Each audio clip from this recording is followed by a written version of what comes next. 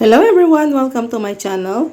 And for today's video is, i-share ko sa inyo kung paano ko nanalo ng 5,000 pesos sa kaha ng Winston. Pero bago yan gumawa ka sa aking channel, huwag munang kalimutang i-like ang video na ito, pag-click ang subscribe button, pati na rin po notification bell para update kayo sa mga susunod ko pang videos.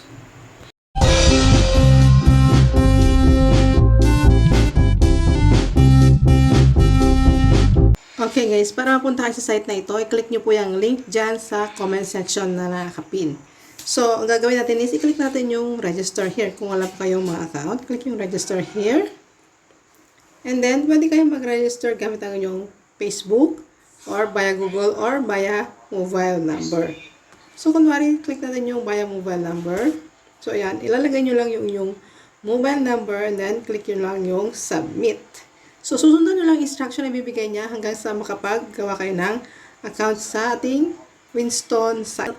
Kapag nakapag-login na tayo, ang next natin gagawin is, kapag nakagawa na tayo ng ating account sa ating Winston, kailangan natin maglagay ng code. So, yung code is makikita natin dun sa kaha ng mga sigarilyo.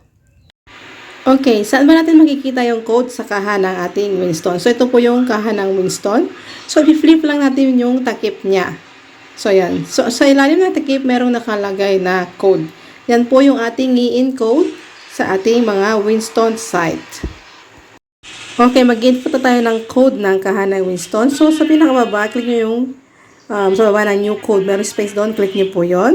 And then, maglalagay tayo ng code. So, yan. So, meron ako dito. Try natin ilagay itong mga ito.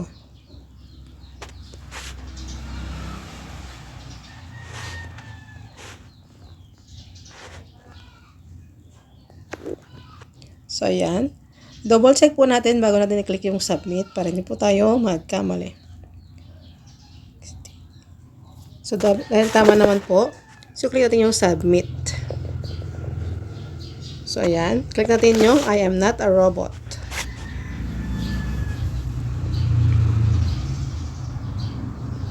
So, antayin lang natin na lumabas kung okay ba yung sinubmit natin na code para makakuha tayo ng coins na gagamitin natin sa raffle ni Winston. So, ayan, medyo matagal siya, no? Kasi mahina po yata yung ating signal. So, wait lang natin saglit. So, ayan, meron nang lumabas na, wow, you just earned 20 coins for successfully entering a new win code. So, every day, hanggang 3 lang yung code na pwede nating input dito sa ating Winston account. So, meron akong 1, then input, meron na lang akong 2 code na ilalagay. So, paano ba tayo mananalo dito sa Winston code? O sa Winston ng pera. So, punta tayo dito sa menu, sa taas yung 3 wait, click natin.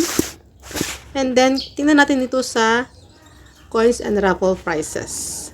So, click natin yon. So, ayan, meron akong 32.75 coins. So, wait natin, lumabas dito yung mga sasali tayo sa raffle entry. Click natin yung coins sa taas and join an instant raffle. So, paano lumabas yung raffle entry? Click ko lang yung ating coins sa taas, yung 32.75. Click nyo yun.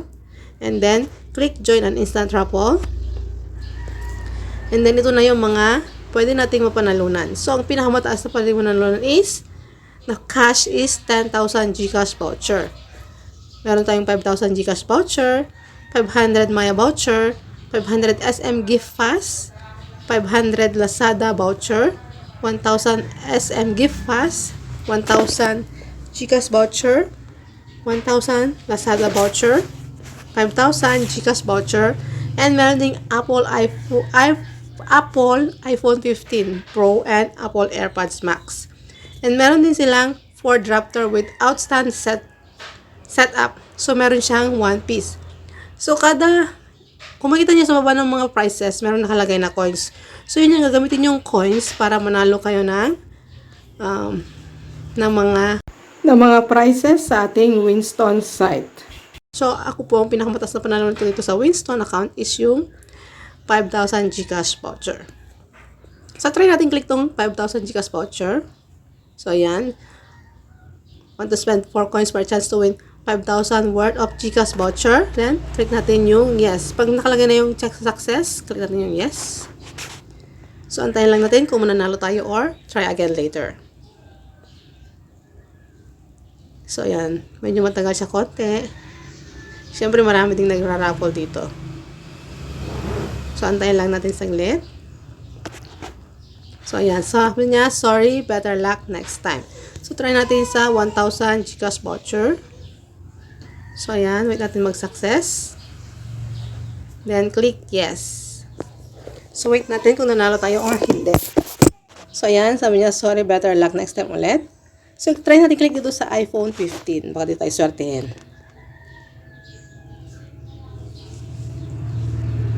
So, ayan. Click natin.